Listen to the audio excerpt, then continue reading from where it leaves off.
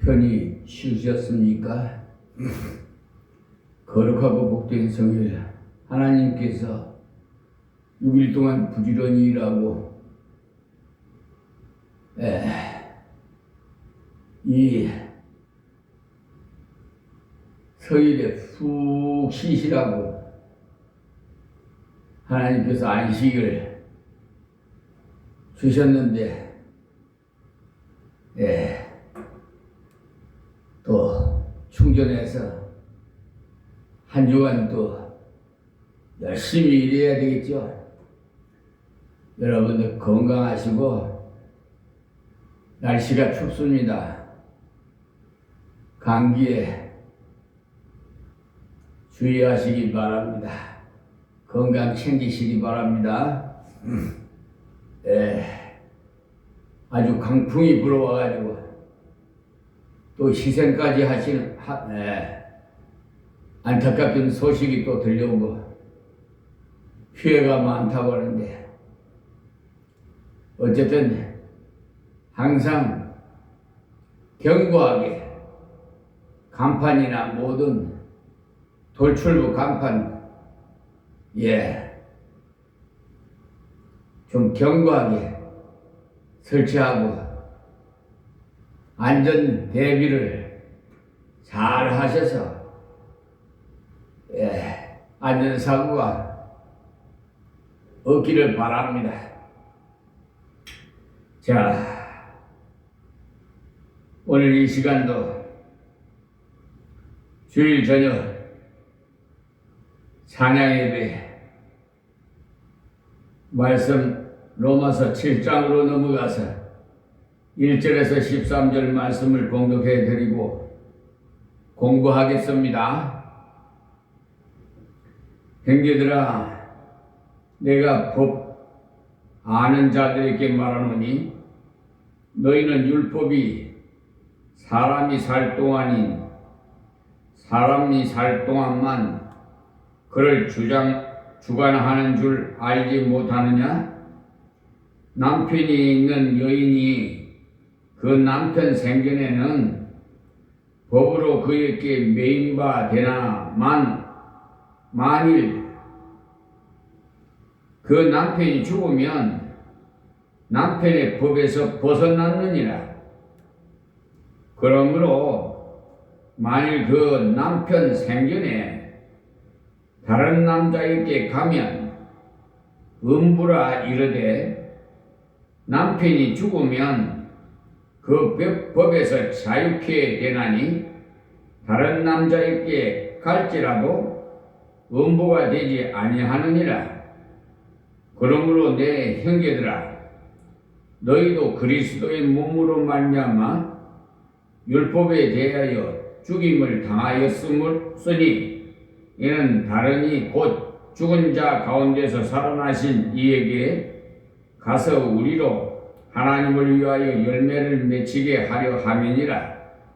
우리가 육신에 있을 때에는 율법으로 말미암는 죄의 정욕이 우리 지체 중에 역사하여 우리로 사망을 위하여 열매를 맺게 하였더니 이제는 우리가 얽매였던 것에 대하여 죽었으므로 율법에서 벗어났으니 이러므로 우리가 영의 새로운 것으로 섬길 것이요 의문의 묵은 것으로 아니할지니라. 그런즉 우리가 무슨 말하리요? 율법이 죄냐? 그럴 수 없느니라.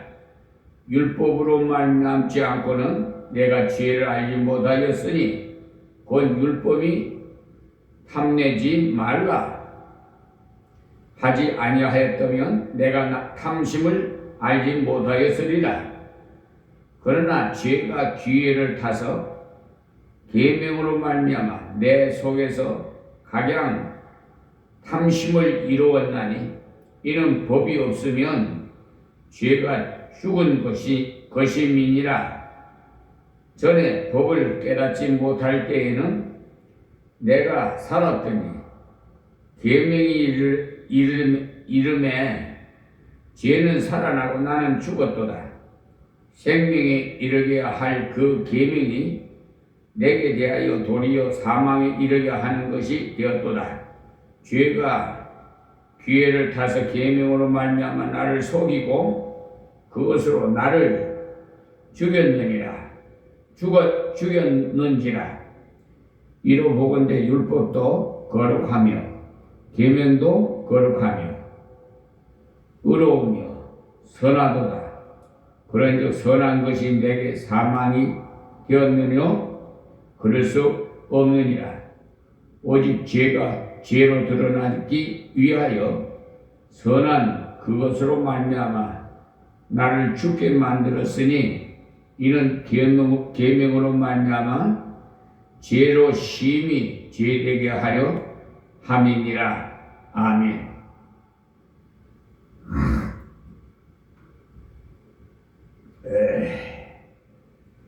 앞에서 말씀드린 대로 로마서 6장, 7장 두 장은 우리 성도들이 그리스도를 만나고 난 후에 거룩한 삶, 성별의 생활을 하는 성화에 대한 기록입니다. 3장에서 5장까지 주로 인간의 노력과 율법으로는 도저히 구원을 받을 수 없고 하나님의 은혜로 구원을 받는다고 했고 그 구원을 받아들이는 것은 믿음이라고 했습니다. 그래서 크게 두 가지를 말씀을 드렸는데 하나는 하나님의 은혜로서 구원을 하나님 쪽에서 볼 때 전적 하나님의 은혜고 그 다음 인간 쪽에서 볼 때는 구원을 믿음으로 되는 것이라고 했습니다. 하나님 쪽에서는 은혜를 베푸시고 우리는 믿음으로 수납했을 때 받아들일 때 구원이 나의 것이 된다. 이것을 말씀드렸어요. 그런데 바울사도가 교훈을 하시면서 하신 말씀이 죄가 많은 곳에 은혜가 더욱 많다고 했죠. 그 말씀은 곧 우리 자신이 죄가 많은 것을 깨달을수록 내가 부족할 자인 것을 깨달을수록 구원받았을 때 더 크게 감격해서 하나님의 은혜가 내 속에 역사하였음을 깨달아진다는 것입니다. 그런데 그 말을 오해해서 어떤 사람들이 생각하기를 그러면 죄를 좀 지어도 괜찮겠구나. 이제는 구원받았고 죄가 많은 곳에 은혜도 많다고 하니 죄를 덜어 지으면 은혜를 더 많이 받을 것이 아닌가 하고 오해하는 사람이 있을까 봐서 바울사도가 가상 질문을 몇 가지 했어요. 죄에 거하겠느뇨? 라고요. 우리가 은혜를 더하게 하려고 죄에 거하겠느뇨? 그럴 수 없다고 하면서 설명을 했죠. 세 가지로 설명을 했는데 오늘 그 세 번째 내용이 나옵니다.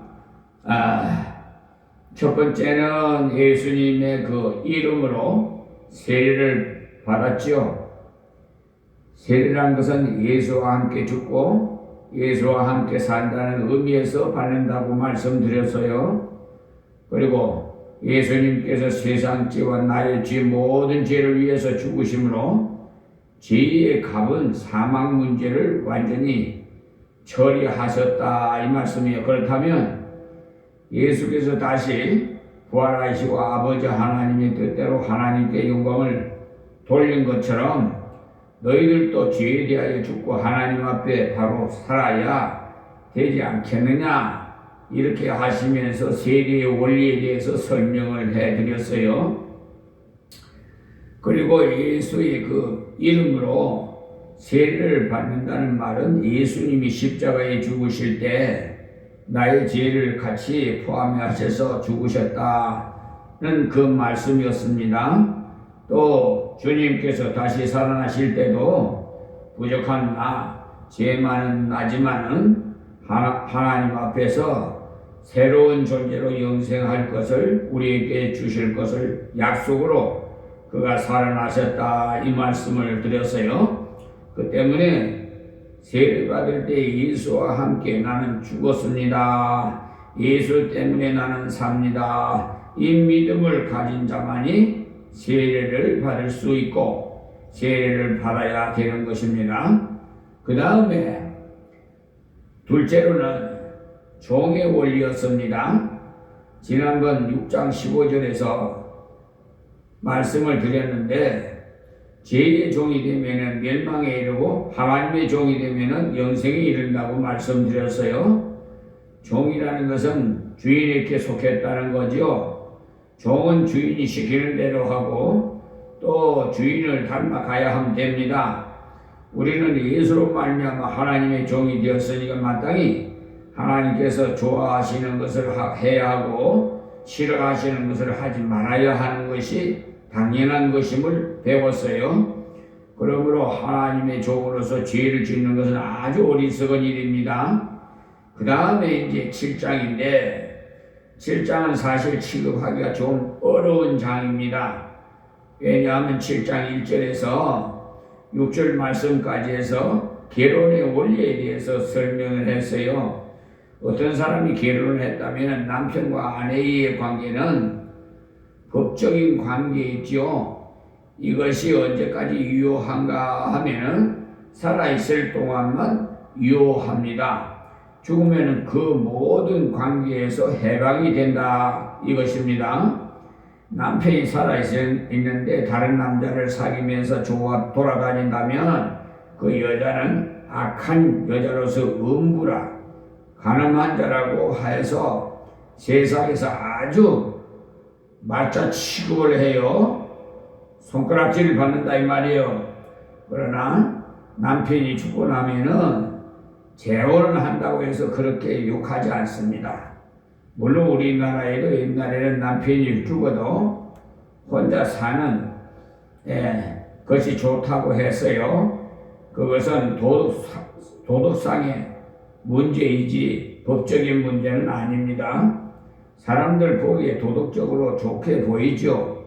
그래서 연료문을 세우고 그러지 않아요. 그러나 법적으로는 시집 갔다고 해서 감옥에 넣는다든지 하지는 않아요.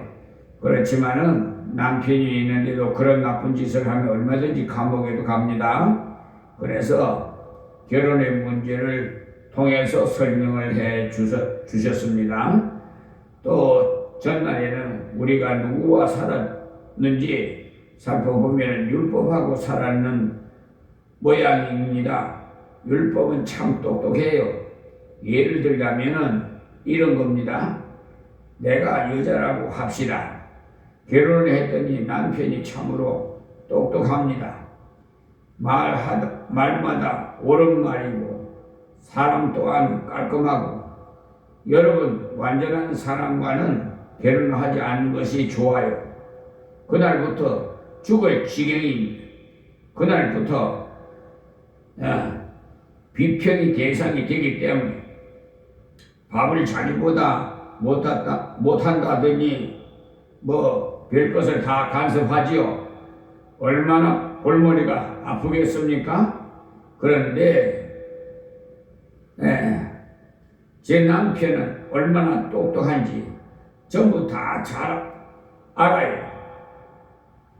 그래서 제가 해놓으면 불평합니다. 밥이 질라, 옷은 왜 이렇게 다름질 했느냐, 청소는 왜 이래. 그런데 들어보면 그 말이 다 맞기는 맞습니다. 남편의 말이 모두가 옳습니다. 옳으니 제가 꼼짝을 못하지요. 저놈의 남편이 차라리 죽어버리면 좋겠는데 죽으라고 할 수는 없지요. 그래서 제가 죽기로 했어요. 그래서 자기가 죽는 겁니다. 율법에 대해 자기가 죽었다고 했어요. 율법이라는 것은 남편은 굉장히 똑똑해요. 그러니까 남편과 대항할 수가 없어. 너무나 똑똑해서 남편이. 그러니까 자기가 죽는 것이 편한 거야. 죽는다니까 무슨 진짜 죽으라는 게 아니라 그냥 자기를 낮춰야 해. 완전히 자기 자신을 죽은 것 같이 사는 거예요. 그러니까 살아도 죽은 것 같이 입이 10개라도 남편이 옳은 말씀만 하니까 대항할 수도 없잖아요. 그래서 성경에 나오는 율법은 하나님의 법이기 때문에 완전한 거예요. 어느 누구도 하나님 법을 대적할 자가 없어요. 하나님 법 대적하면 그 자는 당장 처벌을 받아야 돼. 감옥에 가야 돼. 결국 아니면 사형선고를 받아야 돼. 아시겠습니까?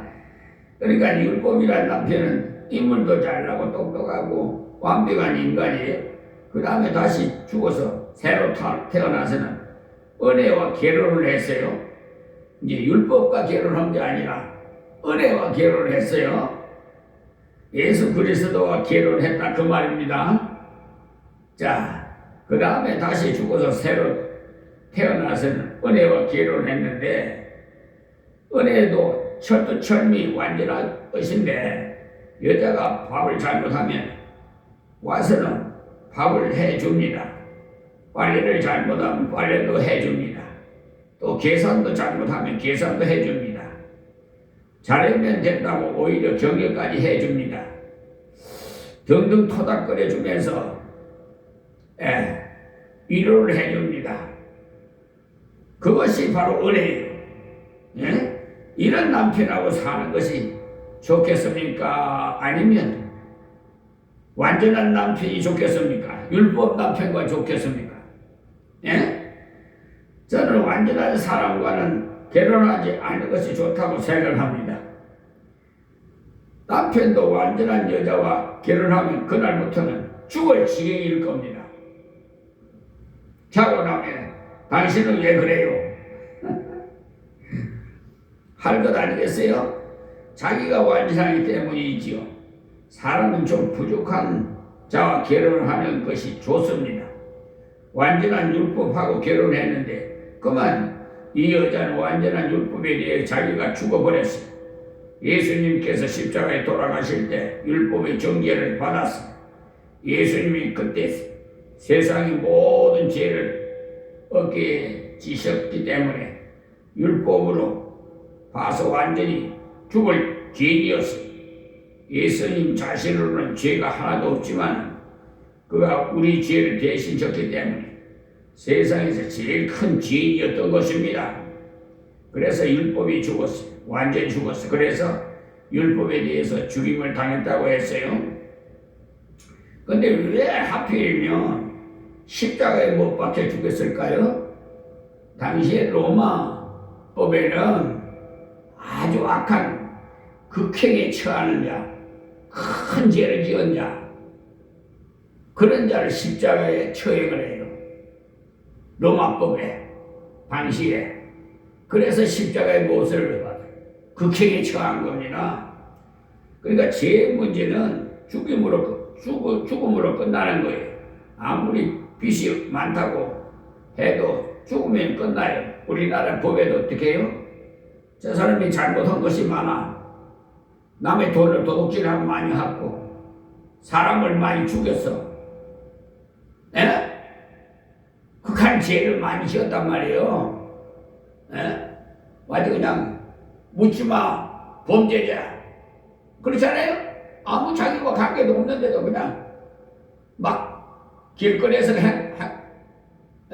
활보하면서 그냥 막 닥치는 대로 죽였단 말이에요. 그래 잡았어. 그러면 저 사람은 사형에 처해야 되는 거야. 근데 이 사람이 자살해 버렸네?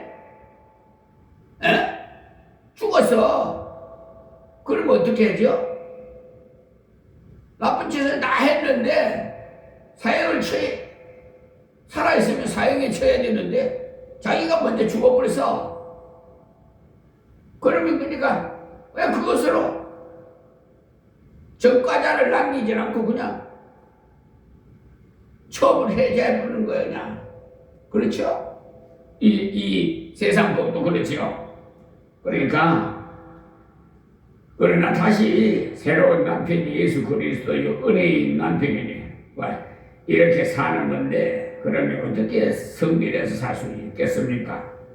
자, 그것은 거룩하게 살 수 있는 비결에 대한 말씀이요. 말씀인데 어떻게 하면은 거룩하게 살 수 있느냐는 건데, 그래서 율법에 대해서는 죽은 것이고요. 어떤 사람들은 율법이 폐지되었다고 하는데 폐지는 아니에요. 완성이지. 예수님이 율법을 다 지켰어요. 그래서 완성된 겁니다. 그래서 우리들은 율법 정도에서 끝나는 것이 아니고 율법 이상으로 사는 거예요. 그래서 예수님께서 옛사람에게 말한 바 살인하지 말라 하는 말을 너희가 들었으나 나는 네게 이르노니 행위를 보고 나가라 하는 자는 살인했다고 하였어요. 그 말은 우리 하나님이 자녀들로 하여금 하나님께서 율법 이상의 존재로 만드신다는 거예요. 내가 노력해서 그렇게 되는 것 같으면은 그것도 죽을 지기. 사람이 한 번도 욕 안 하고 진실하게 살아가려면 보통 어려운 일이 아니에요. 못할 일입니다. 그런데 6절에 보면은 이제는 우리가 얽매였던 것에 대하여 죽었으므로 율법에서 벗어났으니 이러므로 우리가 영의 새로운 것으로 섬길 것이요 했지요. 분명히 여기 보면 성령의 능력이 우리에게 와서 감당할 수 있도록 해 주신다고 했습니다. 조금 전에 은혜도 못하면 해 준다고 하지 않았습니까? 그러니까 밥을 못하면 물을 이만큼 더 부어 보시오 합니다. 얼마나 고마운 일입니까? 우리 육신이 재주로는 감당을 못하는데 성령께서 우리 마음에 성령의 은사를 주셔서 감당할 수 있게 하신다는 거죠. 그것이 성별의 원리입니다. 새로운 가정에서 일하고 있다는 사실이 그것이 바로 은혜와 결혼한 새로운 가정입니다. 자, 그래서 오늘 우리는 지금 은혜와 결혼해서 살고 있는 거예요. 자, 1절입니다. 행전이나 내가 법 아는 자들에게 말하노니 율법이 사람이 살 동안만 그를 주관하는 줄 알지 못하느냐. 이 말씀이 율법이 사람이 살 동안만 주관한다고 하였죠. 율법뿐만 아니라 세상의 모든 법이 사람이 살 동안만 주관합니다. 죽고 난 다음에는 벌 주어도 아무 소용없어요. 옛날에 종교 재판을 할 때 위클림 같은 사람은요, 성경책을 번역했다고 해가 죽여 묻힌 사람인데도 판에서 화장해서 얘를 가루로 만들어 강에 뿌렸어요. 그렇게 한다고 해서 그 사람에게 벌이 되어집니까, 여러분? 지옥도 가지 않습니다. 죽었기 때문에. 2절 말씀에 남편이 있는 여인 그 남편 생전에서 법으로 그에게 매임받이 되나 만일 남편이 죽으면 남편의 법에서 벗어났느니라. 조금 전에 말씀드린 대로 남편이 죽어버리면 아내라는 관계는 끝난 것이고 이제는 아내는 아니죠. 한 여인이죠. 아내라는 직분도 죽어버렸어요. 자, 3절이요. 그러므로 만일 남편 생전에 다른 남자에게 가면 음부라 이르되 남편이 죽으면 거기에서 자유케 되나니 다른 남자에게 갈지라도 음부가 되지 아니하느니라. 이 말씀은 법이란 이렇게 적용한다. 이를 전제로 말씀드리는 거예요. 그러면 우리는 어떻게 되느냐? 그러니까 그에 대해서 4절에 그러므로 행견이라 너희도 그리스도의 몸으로 말미암아 율법에 대하여 죽음을 당하였으니 했어요. 그러니까 이렇게 써놓지 않았습니까? 그리스도의 몸으로 말미암아라고 예수님께서 우리를 대신해서 그 몸을 통해서 십자가 위에서 죽으셨기 때문에 몸으로라고 쓴 것입니다. 그래서 몸이라는 것은 말이 중요해요. 예수님께서 이 땅 위에 몸을 입고 오셔서 그 몸으로 우리 죄를 대신 지셨던 거예요. 율법에 대해서 죽임을 당하였으니 원래 율법이 우리를 지배했거든요. 율법이 우리 남편이었어요. 율법하고 같이 살아야 했어요. 율법이 하라는 대로 살아야 했어요. 그런데 예수님께서 죽임을 당했으니 바로 그때 죽었어요. 여러분이 예수 십자가 부활을 믿을 때 다 죽었어요. 예. 이는 다르니 곧 죽은 자 가운데서 살아나신 이에게 가서 우리로 하나님을 위하여 열매를 맺히게 하려 함이니라. 그래서 이 오늘 7장에 있는 말씀의 이 핵심이 하나님을 위해서라고 생각하시면 좋겠습니다. 하나님을 위해서라는 말은 하나님을 위해서 열매를 맺히도록 주께서 우리를 살리셨다. 그러니 구원의 목적을 말하는 것. 구원의 목적이 하나님을 위해서 열매를 맺게 하기 위해서. 그러니까 우리는 새로운 결혼 관계가 이루어졌다는 것을 아십시오. 전 남편은 죽었어요. 율법에 대해서는 죽임을 당했어요. 율법이 이제는 우리를 주관하지 못합니다. 율법이 우리의 주인이 아니에요. 이는 다르니 곧 죽은 자 가운데서 살아나신 이에게 가서 우리로 하나님을 위하여 열매를 맺히게 하려 함이니라. 그 때문에 율법 이상의 법이 나왔어요. 여러분들이 잘 아는 갈라디아 5장 22절에서 23절에 오직 성령의 열매는 사랑과 희락과 화평과 오래 참음과 자비와 양성과 충성과 온유와 절제니 이와 같은 것을 금지할 법이 없느니라고 법이 나온 거예요. 새로운 법이. 예? 무엇을 말하냐? 성령을 통해서 우리 속에 일어나는 것은 사랑과 희락과 화평이 하나님의 사랑을 내 속에 깊이 깨닫게 된다 이 말이에요. 그래서 다른 형제를 사랑할 수 있게 되고 사랑을 받으니까 희락, 다시 말해서 기쁨이 오고 그 기쁨이 있으니까 하나님과 다른 사람과의 사이가 평화가 되고 이것은 내 심중에 일어나는 겁니다.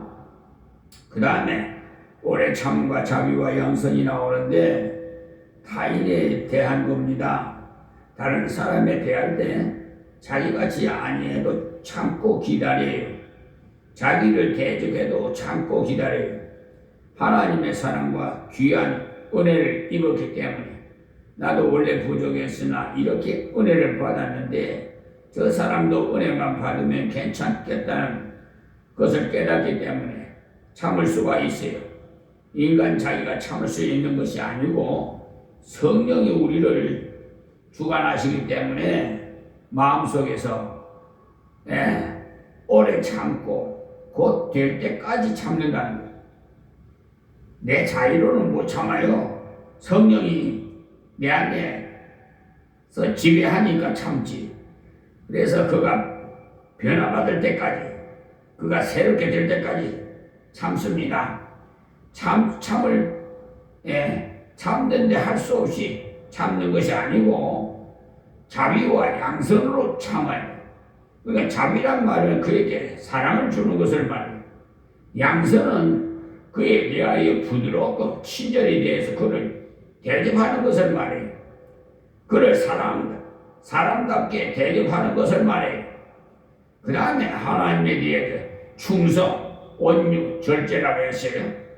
그러니까 자기 속에 일어나는 것과 이웃에게 일어나는 것, 하나님께 대하여는 변함없이 바로 살고 하나님을 향해서 그 마음이 항상 열려있는 상태가 바로 온유라는 겁니다. 절제라는 것은 하나님의 영광을 위해서 내가 가지고 있는 것을 브레이크를 잘 잡아 적당하게 사용하는 것을 말해요. 은혜를 많이 받았다고, 능력을 많이 받았다고 해서 함부로 내놓을 것이 아니라 적당히 절제하는 것을 말하는 겁니다. 적당하게 절제할 수 있는 것도 성령께서 하십니다. 그런 후에는 뭐라고 했어요? 이런 것을 금지할 법이 없다. 곧 법 이상이라는 거예요. 법을 초월한다는 거예요. 그러니까 법은 원래 무엇을 주장하는 것입니까? 요것 이상 넘어가면 죄가 된다. 이것을 법이라고 하죠. 너희 집안에서 아무리 다니더라도 남의 집을 함부로 넘어가면 주거 침입이라는 것을 법이에요. 그런데 은혜는 뭐냐? 넘어갈 뿐만 아니라 다른 것을 이루기 때문에 법 이상인 거예요. 이것은 어디에서 왔느냐? 성령의 법에서 왔어. 새 법이. 그러니까 우리가 율법에서 죽임을 당해서 은혜와 주님과 결혼을 하니까 아름다운 주인으로서 감당할 수 있도록 힘을 주시겠다는 약속이, 이것을 믿어야 돼. 이것을 믿고 성령의 열매를 맺게 하시기 위해서 하나님께 기도해야 됩니다. 믿음으로 구할 때 하나님께서 주시게 되어 있어요. 본문으로 또 돌아가서 5절입니다. 우리가 육신에 있을 때에는, 그러니까 내 생각대로 살 때는 율법으로 말미암는 죄의 정욕이 우리 지체 중에 역사하여 우리로 사망을 위하여 열매를 맺게 하였더니, 그러니까 예수를 믿기 전에 예수님의 은혜를 믿지 못했을 때 율법으로 말미암아 죄의 정욕대로 살아서 사망의 열매를 맺었다 이 말입니다. 율법이 없었을 때에는 몰랐는데 율법이 나타나니까 죄를 짓고 싶은 충동이 막 일어나더라는 거예요. 우리 그렇잖아요. 하지 말라면 더 하고 싶고 궁금해서. 그렇죠. 마약하지 말라도 마약하는 요즘 보세요. 나는 마약이 그냥 아주 그냥 판을 치더라고 요즘.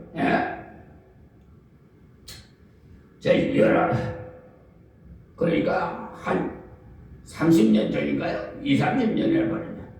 제가 인천에 그 인하대야 있잖아요. 그쪽에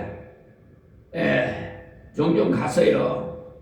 근데 화장실에 가니까 이게 주사기 있잖아요. 히로판 일회용. 자기가 그거 가서 막 자기가 넣는 거야. 환각 상태. 그 중독이 되면은 그렇게 못 견디는가 봐. 그래 그 주사기들이 막 늘리해. 참 큰일이야 이 나라. 젊은이들이, 이게 젊은이들이 그러는 거지. 인하대학교 그쪽에 그냥 젊은이들이잖아요.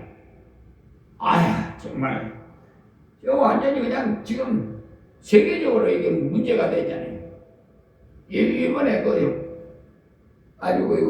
트럼프 대통령이 또 베네수엘라인가 어디 어느 나라 그냥 대통령을 그냥 폭격해가지고 잡아 합수해서 미국 연방법원에 세우고 재판하고 있잖아요.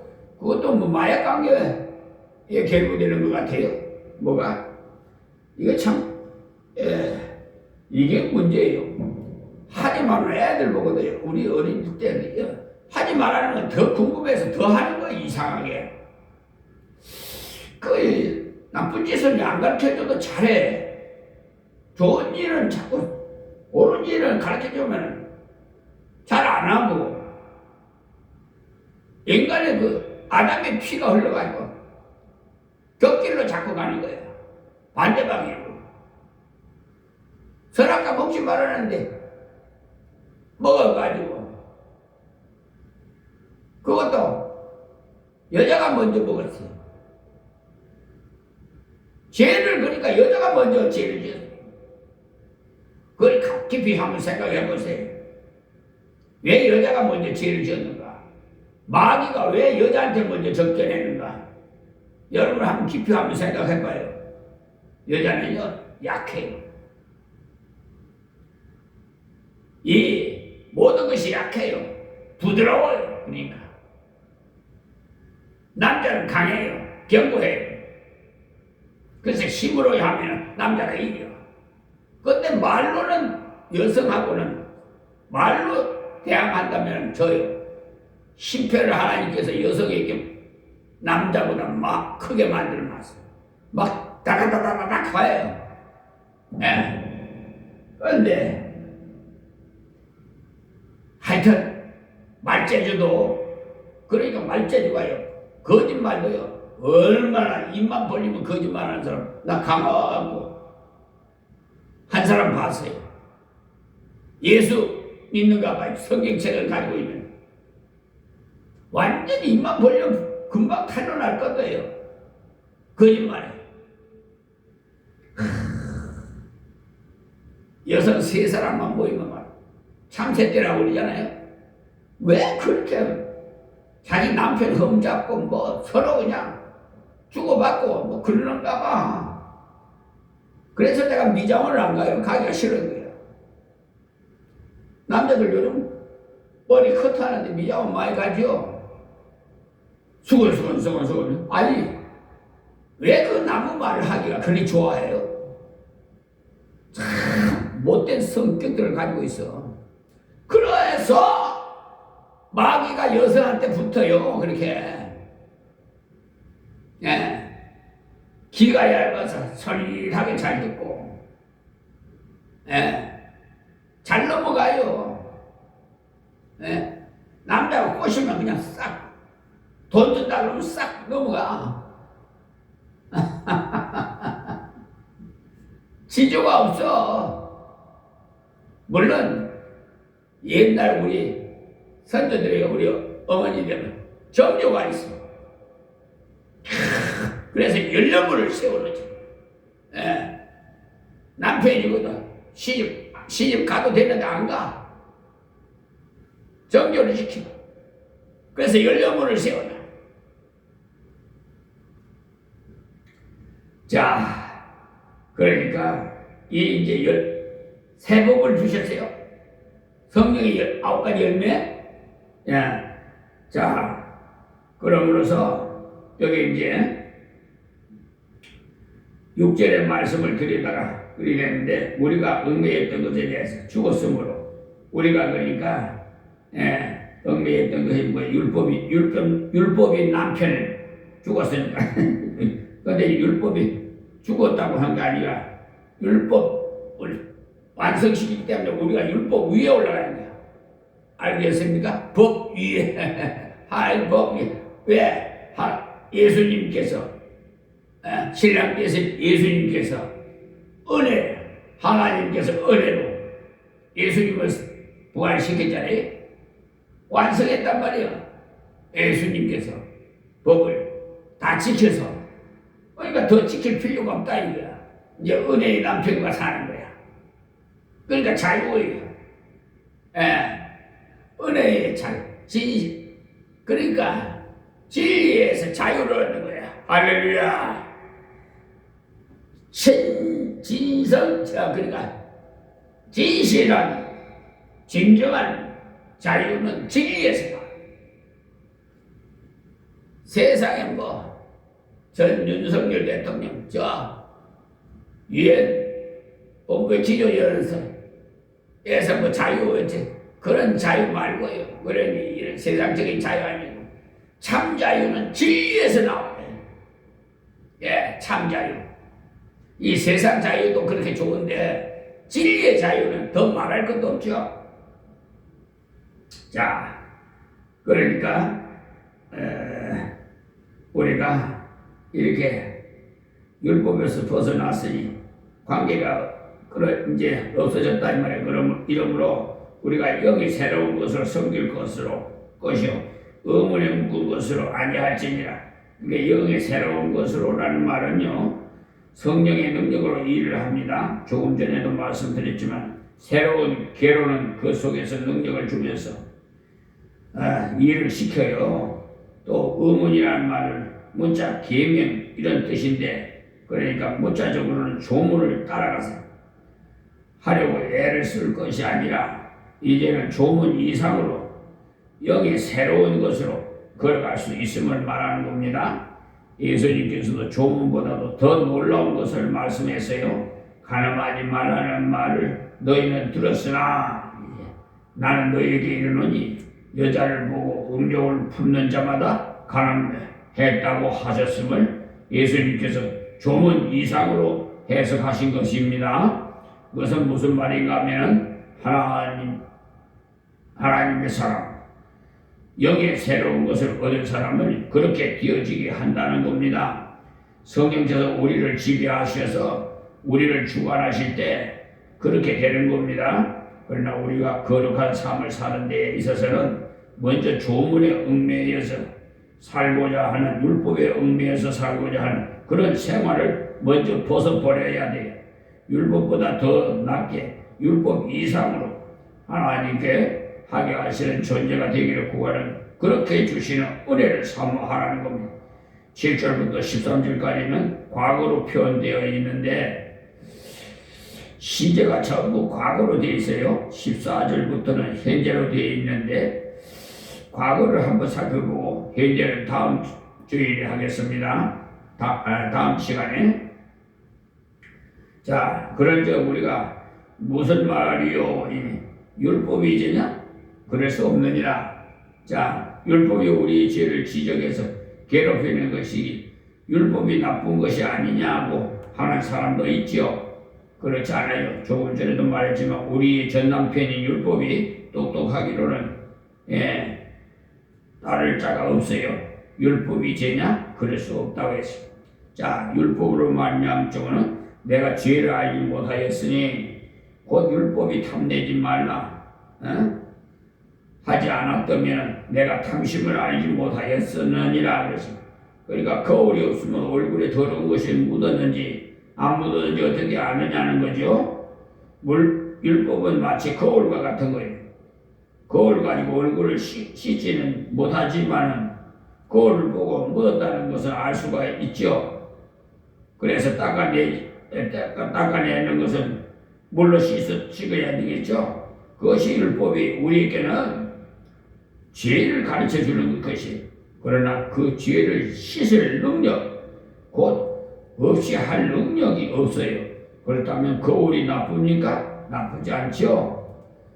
더러운 자리가 나쁜 건지 바울 사도가 여기에 탐내지 말라는 것을 계명을 예를 든 것을 계명 중에 끝계명이고 누구에게나 가장 쉽게 찾을 수 있는 것이기 때문에 그래요.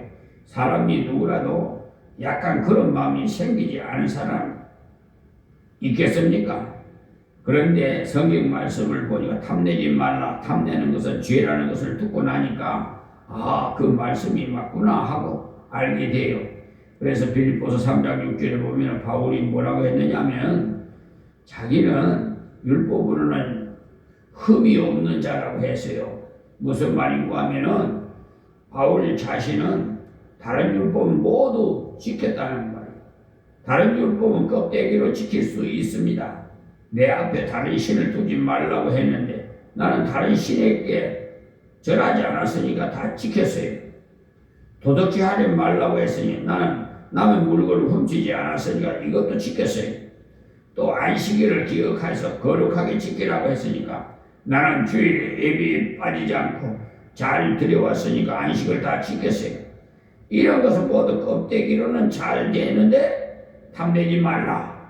이것은 겉으로 행동하는 것이 아니고 마음속에 품는 거예요.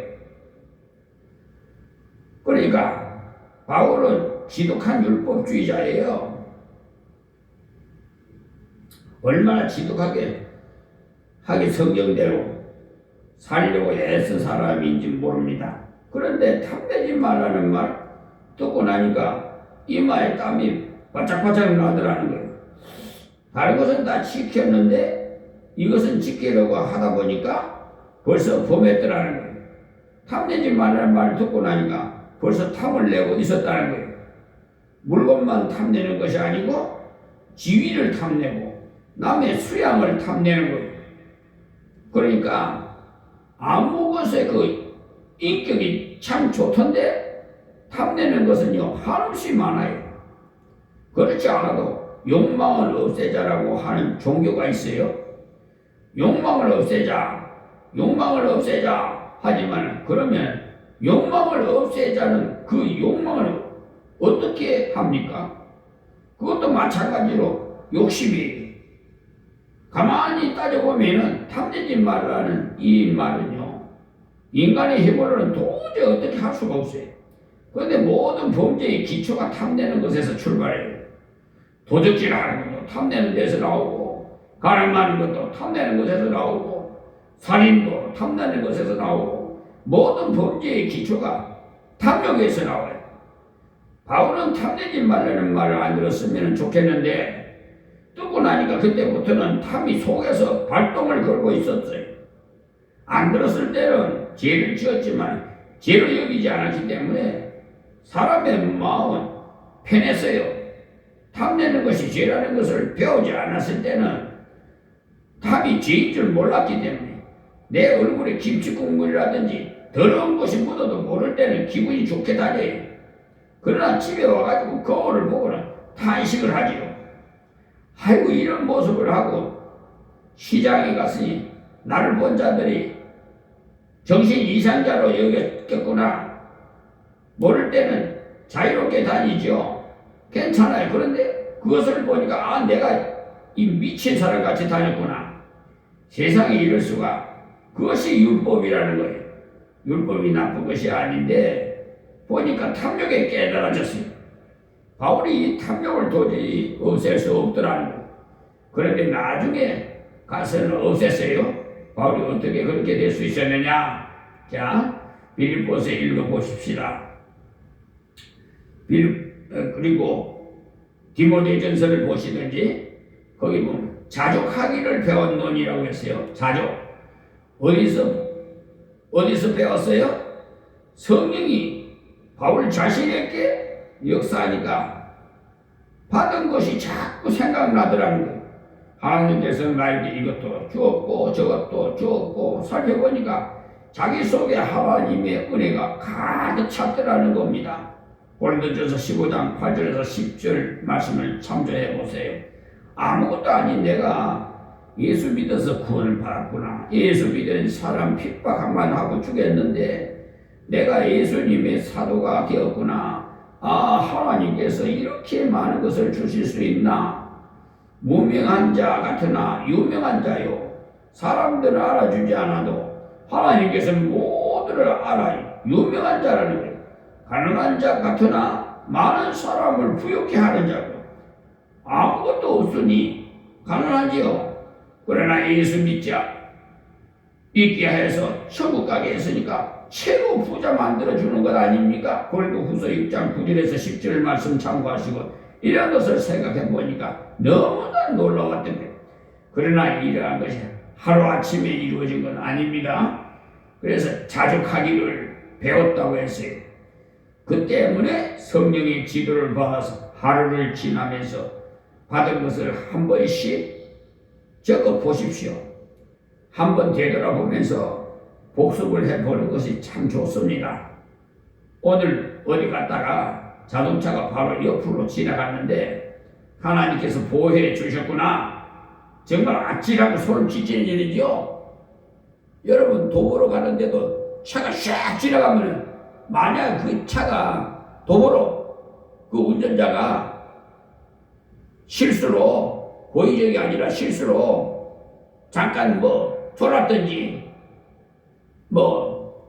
술을 먹었든지 어쨌든 간에 인도로 그냥 확 올라올 수 있잖아요.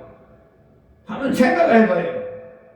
우리가 이 지금 땅을 밟고 사는데 물 위로 걷는 것과 같아서 생각을 해보시라고.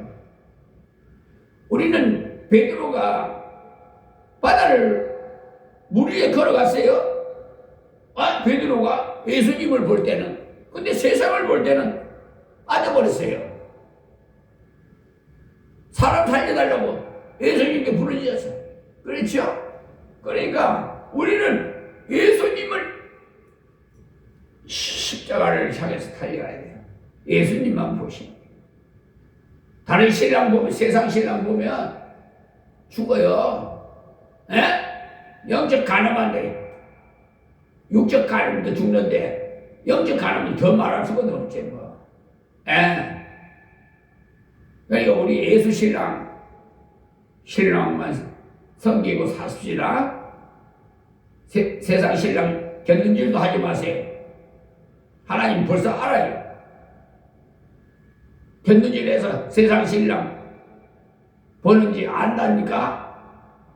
우리는 모르는 것 같지만 하나님 우리의 생각까지도 다 알고 계신다고. 아담아 부르는데 다 알고 부르신 거예요. 하시겠습니까? 사람은 속일 수 있어요. 김종선 목사는 속일 수 있어요. 그런데 내 안에 계신 성령 하나님 못 속여. 한번 찍혔다면, 처음에는 겉면에서 좋은 말 해가지고 듣지 않으면 어떻게 합니까? 두 번, 세 번? 안 돼요. 지금요, 세상이 악해가지고 두 번, 세 번 갈 수가 없어요. 그냥 혹으로 생각해요. 두 번, 세 번 그러면은, 그래서 저 건축업자들이 교회 건축하는데 한 미천 안 잡으면 바보란데요. 예를 들어서 1억 건축비가 가상해서 1억 나온다면 1억 한 2천이나 3천이나 뭐 붙여가지고 가용으로 더 붙여가지고 챙긴답니다. 그래서 그런지 이 예배당 건축하는데 내 스트레스로 아주 진짜 죽을 뻔했어요. 아니 얼마 시일이 안 걸릴걸 1년이 넘게 걸렸어요. 왜요? 왜 그런지 압니까? 마음이 미혹당한 자가 아니 세상에 같은 동역자인데 자기 교회 집사가 건축업을 한대요. 나는 그런 거 같은 동역자니까 동기고 하니까 믿을 수밖에 없잖아요. 난 믿어요. 내가 사람 믿는다니까요. 그러니까 그러면 이야기만 다 옳지 말라고 우리 속된 말이 있듯이 그래 그러면 그 사람한테 맡기지. 알고 보니까 자기 처남이야. 그리고 머리를 빡빡 깎았는데 어째서 머리를 빡빡 깎았는지는 자세히 개인 시상 파악은 못했지만은 나중 알고 보니까 건설 현장에 가가지고 판넬을 들고 판넬 잡부로 일했던 사람이야. 나중 알고 보니까. 그러니 건축을 할 수가 있나? 그러니까 다른 전문가한테 나 맡긴 거야. 나는 동기 목사의 교회의 집사라는데 집사도 아니야. 이렇게 거짓말해요. 하나님이 제일 싫어하는 거예요. 거짓말. 정직해야 되는데. 근데 그 죄를 어떻게 나중에 책만 받을 건지 모르겠습니다만 어쨌든 뭐 그거는 하나님께서 주관이니까 아실 거고. 그러니까 처남이니까 바로 자기 사모의 남동생이야. 이걸 속인 거야. 그래야 800만 원 돈 받아갖고 챙겼어요. 이 하청 준 사람한테 돈을 줘야 되는데 안 줘가지고 공사를 안 한 거야. 이 나쁜 짓거리란 거야. 그래서 정말 믿을 게 못 되네요. 사람 믿으면 내가 내 탓이지 내가 잘못한 거죠. 아무리 동기고 동역자고 목사라도 사람을 믿지 말아야 되는데 내가 믿은 것이 내가 잘못이지. 그러니까 마음이 편안하더라고. 안 그러면 증오가 막 발동이 돼가지고 동기 목사하고 몇 살 잡고 싸울 수가 있잖아요. 세상 사람 같으면. 그렇잖아요. 그런데 내 탓이라고 하니까 그냥 마음이 편해. 그렇죠? 오늘 밤을 찍을라? 왼밥도 내놓으라 그랬죠? 하나님 말씀대로만 이게 자의력으로 되는 게 아니라 성령님이 내 안에 계신 성령 하나님이 컨트롤을 해줘야 돼. 그래야지 내 자의로는 못해. 내 옛날 성격 같으면 글마 그냥 죽여버려다. 내가 굉장히 무서웠어요. 군대에서 한 계급 높은 사람이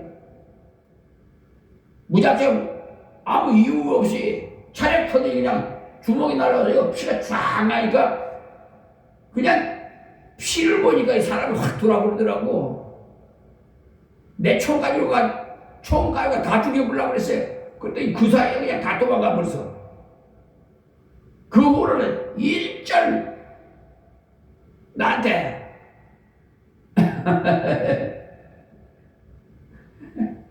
이것저것 뭐 간섭하네. 말년에는 정말 군대 생활 말년에는 정말 지프차 타고 다니면서 좀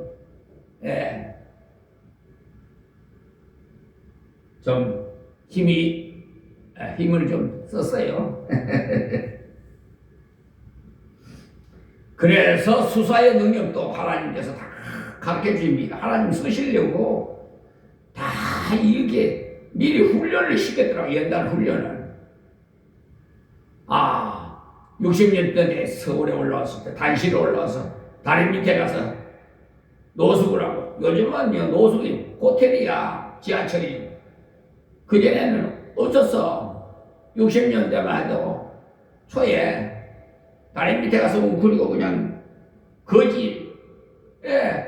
거지같이 노숙하고 나무 처마 밑에서 우리고 밤을 새워야 되고, 배가 고파서 누가 나 데리다가 밥만 먹여주고 시킬 사람 없나, 그 정도였어요.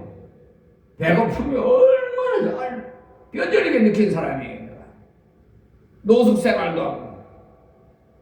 그 다 지나고 보니까 훈련시킨 거더라고요. 우리나라 대통령 이재명 대통령도 지금 왼팔이 공장에서 일하다가 뭐 장애를 입었더라. 고생 많이 하고 참 어려운 거니. 옛날 사람들 다 어렵게 고생했죠.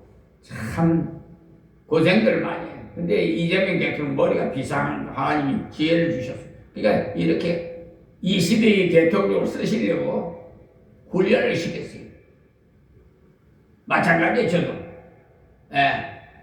하나님을 항상 사용하시 도구로 쓰실 때는 훈련시키지 않은 사명을 쓰시질 않아요.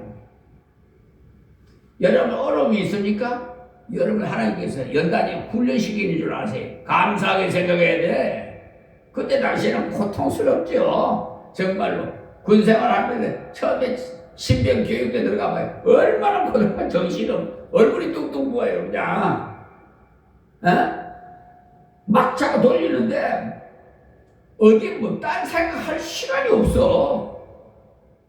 그러니까 너무 지쳐가지고 못 견뎌가지고 탈영하는 사람들이 있었어요. 탈영하는. 그래 결국은 잡혀 들어오죠. 뭐 탈영하면 뭐 제대로 성공하는 줄 압니까? 다 잡혀 들어와요. 더 고역스러워요. 군법은 더 엄해가지고 세상 법하고는 틀려요. 하여튼 멋쟁이였었는데 아이고 그냥 자랑인 것 같아서 뭐 그만하겠습니다. 잘못됐습니다. 어쨌든 하나님 그렇게 훈련을 시켜서 사고가 나면요, 군에서 무슨 사고가 나면요 스타트로 그냥 찌푸차 차고 가는 거예요. 초등 수사를 하는 거야.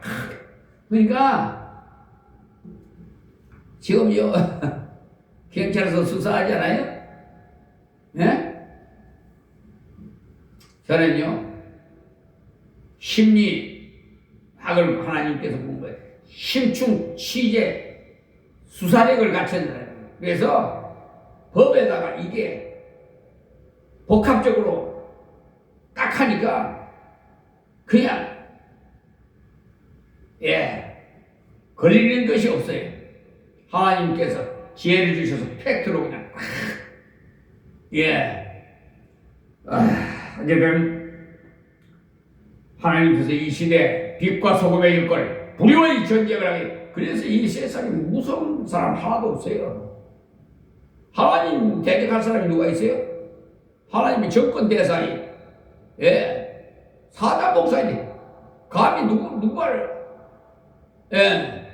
법정에서는 내가 호통을 쳐요. 왜 사기 옆에 치냐고. 아무 소리보다 고개 푹 숙이고 있어요. 양심은 있으니까. 나쁜 사람들 싹 다 그냥 삼청교육대가 있으면 많이 갔다가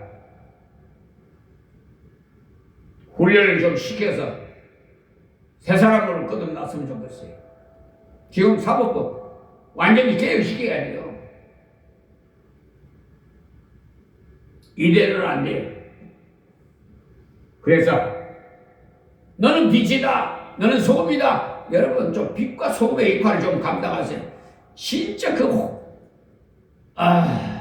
그 사명 감당하는 거예요. 물론 이 복음 사역도 못지 않습니다만 하여튼 양손에 한쪽에 성경 한쪽에 법전 하는데 그래서 날카로워요. 묘하게 그렇게 이렇게 불의와의 전쟁을 하니까 복음에는 그냥 마음이 온유해지는데요. 이 불의와의 전쟁에서는요 신경이 날카로워져 버려요. 성격이 이게 그냥 들어 발라버리고 싶은 그런 정말 절제를 하니까 그런지요. 안 그래서 큰 사고를 낼 사람이었어요. 다 그냥 어쨌든 하나님께서 그렇게 절제를 하게 이렇게 가르쳐 주셨어요. 지금도 복음에만 성경만 연구하면요 그냥 부드러워요. 온유해요. 정말 있는 거 다 주고 싶어요. 내 속에 있는 거 다 주고 싶어. 그래서 심지어 오해를 받는다니까. 다 내한테 말해라. 내가 풀 수 있는 건 다 들어주마. 할 정도로 말하니까 이거 이상하게 이성적으로 생각을 했는 거가 지금 오해를 해가지고 오해를 받는 경우가 있더라고요. 정말 내가 그래서 내가 성경을 내가 문자로 다 보여줬어요. 레위기 21장 7절 부터 13절 또 에스겔 44장 22절 내가 이제 혼자니까 그렇게 이성적으로 생각했던가 봐. 저희 배우자는요 아무나 하고 재혼할 수가 없어요. 하나님 법이 딱 있기 때문에 할 수가 없어요. 목회자의 배우자는요 처녀이든지 아니면은 제사장의 과부든지 해당이 돼요. 그 외에는 해당 없어요.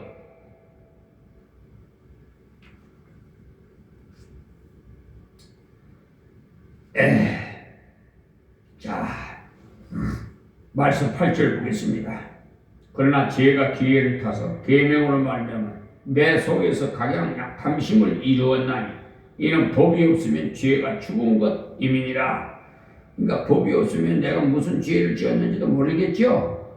법이 있어야 판단을 해주지. 법이 없으면 지혜가 지적받지 않고 가만히 있어요. 다음 9절 말씀이 전에 복을 깨닫지 못할 때에는 내가 살았더니 계명의 이름에 지혜는 살아나고 나는 죽었도다. 그러니까 전에 몰랐을 때에는 조금 전에 말씀드린 대로 기분 좋게 다녔는데 그거를 보고 난 다음부터는 부끄럽더라. 이것도 모르고 돌아다니구나. 그런데 씻을 물도 없고 수건도 없다면 어떻게 했어요? 그렇다면 고민 구덩이가 있죠. 그러나 그때 거울로 보여주고 씻을 물도 갖다 주면서 이것으로 씻어라. 그리고는 깨끗하게 씻어졌으니까 부끄러워하지 말고 다녀라 한다면 얼마나 고맙겠어요? 더러운 것도 씻고 화장하고 다닐 수 있도록 해주니까 고마운 거죠. 그러므로 율법 그 자체는 깨닫게 하는 일만 합니다. 자, 10절 말씀에 생명에 이르게 할 그 계명이 내게 대하여 도리어 사망에 이르게 하는 것이 되었도다. 계명 주실 때는 목적은 생명에 이르도록 주신 거예요. 그런데 아담과 하와 보고 선악과를 따먹지 말라 그것을 따먹으면 정령 죽고 따먹지 않으면 영생한다고 말했어요. 처음에 계명은 그것입니다. 우리에게 생명을 주려고 그 계명을 주셨어요. 그런데 내가 그것을 깨뜨려 버리니까 생명을 주기 위해서 준 계명이 나를 죽이는 것이 된 것입니다. 왜 그러냐? 따먹으면 정령 죽으리라고 했기 때문에 생명이 이르게 한 계명이 오히려 나를 죽이는 것이 되어버렸죠. 자, 11절 말씀에 죄가 기회를 타서 계명으로 말미암아 나를 속이고 그것으로 나를 죽였느니라. 그러니까 여기서는 죄를 인격적으로 표현했어요. 우리말 성경에는 모두 죄라고 했는데요. 영어 성경을 읽어보면은 죄를 복수와 단수로 완전히 분리해 두었어요. 5절에 나오는 죄의 정욕이 우리 지체 속에 역사한다는 죄는요, 복수입니다. 그 다음에 그것은 단수로 되어 있고, 앞에 3장에서 5장 11절에까지는 죄라는 말이 모두 복수로 되어 있어요.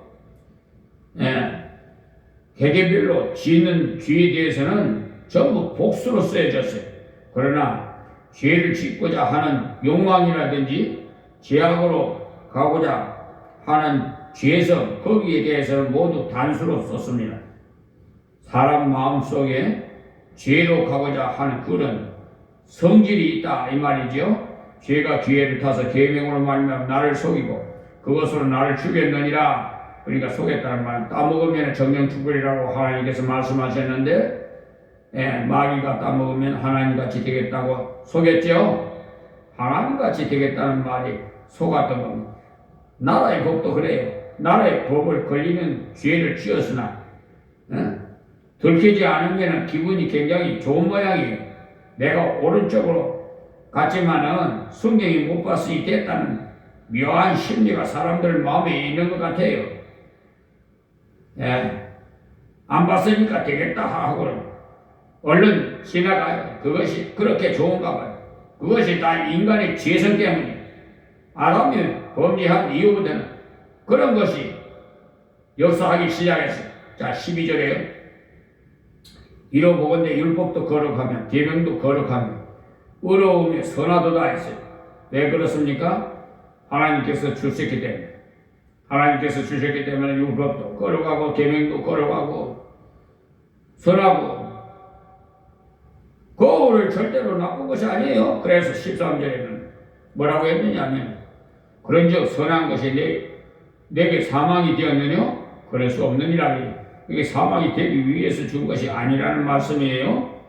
오직 죄로 드러나기 위해서 선한 그것으로 말미암아 나를 죽게 만들었으니 이는 계명으로 말미암아 죄로 심히 죄되게 하려 함이니라 했어요. 그러니까 왜 속을 들여다보는 깨끗한 거울을 하나님께서 우리에게 주셨느냐? 심히 죄되게 하려 함이니라.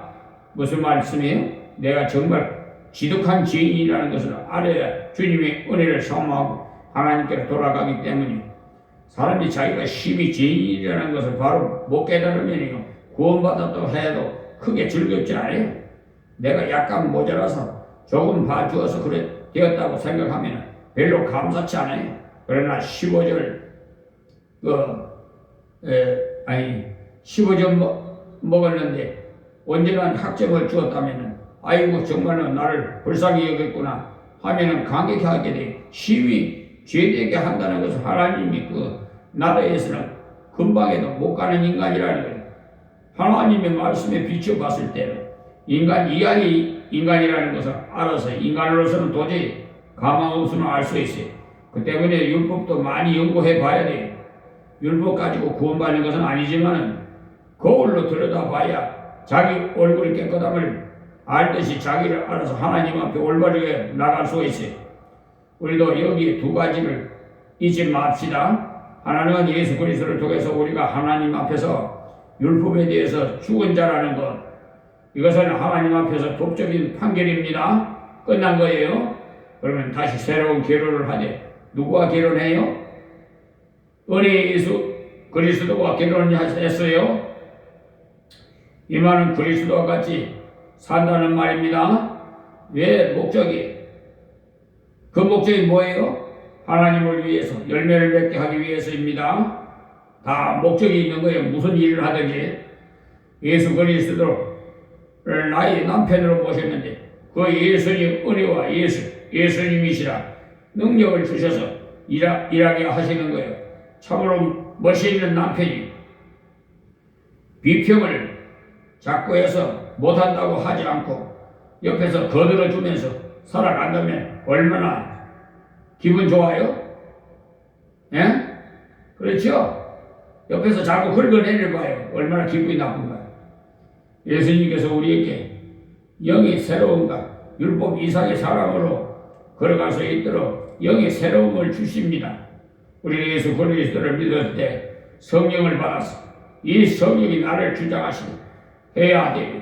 주장하시는 것이 성령이 충만해. 그러기 위해서 기도하고 성령의 능력 주심을 믿고 걸어갈 때 우리가 율법 이상으로 걸어갈 수가 있어요. 사람의 힘으로 걸어갈 수 없어요. 여러분들이 되돌아보고 그때는 어떻게 그렇게 걸어왔고 이게 할 때가 있을 거예요. 저는 그럴 때가 더 있어요. 참, 잘 참았다. 그렇게 된 것이 아니고 성령이 붙잡아 주는 것인데 내가 그때는 어떻게 해낼 수가 있었는고 그런 모두가 하나님의 성령으로 내게 은혜를 주셔서 그런 것을 알게 되는 거예요. 당시에는 몰랐는데 그래서 여기 새로운 것을 그러므로 내가 율법에 대해서 죽었고 예수님과 함께 살았음을 믿고 구하십시오. 예수 신랑과 나의 새로운 남편이 예수님. 나의 부족을 말씀드리면 잘 들어줘요. 오히려 도와줘요. 전에 남편은 부족한 것을 얘기하면 그것도 모르고 시집으로 왔느냐? 그렇게 하지만 새로운 예수님 남편은 사람은 다 부족한 거야 하시면서 힘을 주셔서 위로해 주시고 격려해 주시고 성령을 주셔서 감당하게 하시고 아이고 왜 일이 안 될까 하지 말고 주여 이것을 되게 하소서. 거울을 보니 도저히 형편없어서 가망이 없으니까 주님께서 깨끗하게 하시고 걸어갈 수 있는 힘을 주시옵소서. 구하면 주님께서 성령으로 우리를 감당하게 하십니다. 율법 이상으로 자족하기를 배운다면 탐낼 것이 아니고 주는 것의 목적을 두고 살게 됩니다. 남을 이렇게 탐을 안 내야 되겠다고 생각하면 탐은 점점 더 나게 돼 있어요. 그러나 주님께서 내게 주신 은혜가 얼마인고 이 생각해보면 탐낼 것이 아니고 감사가 나와요. 넘쳐요. 남에게 바라볼 영광이 없어요. 그래서 자꾸 남을 주고 싶어요. 이 받았으니까 줘야 될 거 아니에요. 예? 여러분 옹달샘에 물도 자꾸 먹어야 자꾸 쏟아 올라잖아요. 새물이. 그러니까 한번 남을 주는 자가 복이 있다고 그러니까 한번 실천해 보세요. 실천해 보시면은 그때 가서 정말 하나님 말씀대로 그렇구나 깨달아질 거예요. 준 것이라고 바로 감당해야 되겠다는 심정이 생겨서 율법 이상으로 걸어갈 때 새 사람이 되게 하세요. 그러나 그 안에 갈등이 있다는 사실도 아세요. 그 갈등을 어떻게 이겨나가느냐. 다음에 이제 말씀 드리겠는데요. 시간이 이제 오래돼서 여기서 마치겠습니다. 하나님 고맙고 감사합니다. 아버지 말씀을 전했습니다. 그러나 잘못된 말씀이 있거들랑 다 지워지게 하시고 생명의 말씀만 저들의 마음 깊숙이 뼈속 깊숙이 간직하게 하여 주셔서 항상 성령의 인도함으로 이 세상을 살아가서 하나님께 열매를 드릴 수 있도록 하나님 저희들에게 은혜를 베풀어 주시옵소서. 예수님의 이름으로 기도합니다. 아멘. 자, 우리 하나님 앞에 88장 찬양 드리고 마치겠습니다.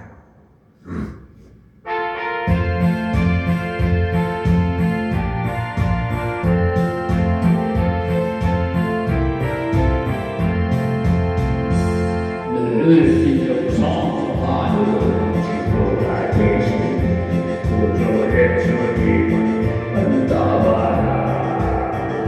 삶 밑에 백합하여 비난 세계 주의 영혼 알게 하였도다. 내 마음이 아플 적에 너의 뜻이 나로 있게 좋은 친구야.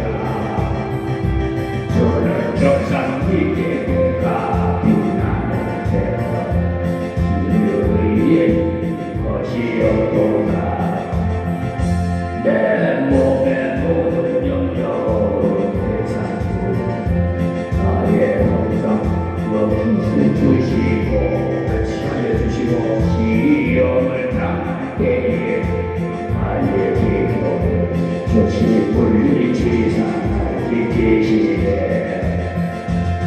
온 세상을 버려도 주 예수 안 버려 끝까지 나를 몰아보시네. 주를 저 산 밑에 내가 빛나는 새벽 이 땅이 빛을 것이었구나. 내 마음을 다하여서 주님을 나를 사랑하니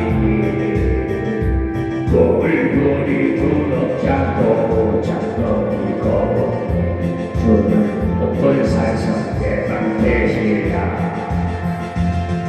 내 영혼 먹으시는 전의 누이고 내 이만하네. 주는 천상 밑에 때가 빛나는 새벽 이 땅이 빛 것이 없구나.